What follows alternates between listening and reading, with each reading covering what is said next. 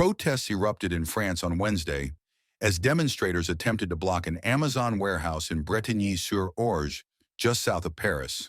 The action was part of the growing Block Everything movement, which has been spreading across the country in recent months. Around 200 protesters gathered outside the massive logistics center, voicing anger over low wages and economic inequality.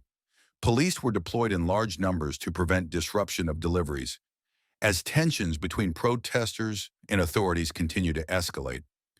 At the heart of the unrest are workers' demands for a significant wage increase, raising salaries from about €1,400 to €1,900 per month. Demonstrators argue that despite Amazon's soaring profits,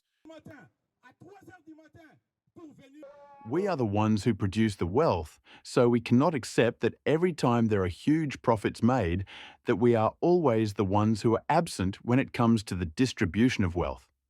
So we want for wages, our wages, to increase.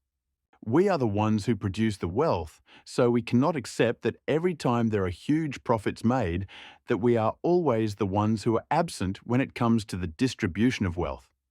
So we want for wages, our wages, to increase. The protests in Bretigny-sur-Orge were mirrored across France, where demonstrators blocked roads, disrupted traffic, and even set fire to rubbish bins.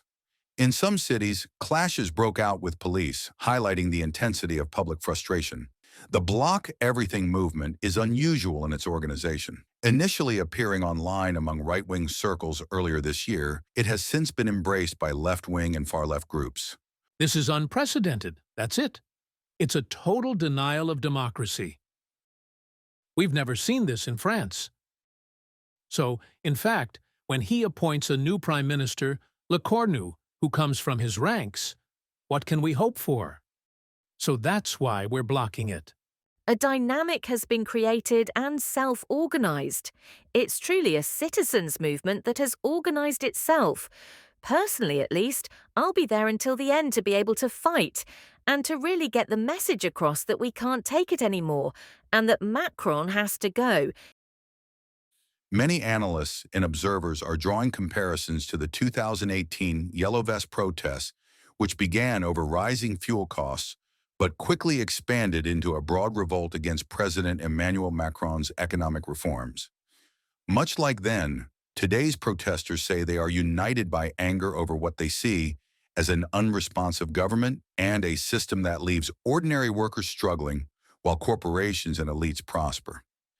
As the demonstrations spread, questions are growing about how far the Block Everything movement will go and whether France may once again face months of widespread unrest similar to the Yellow Vest uprising.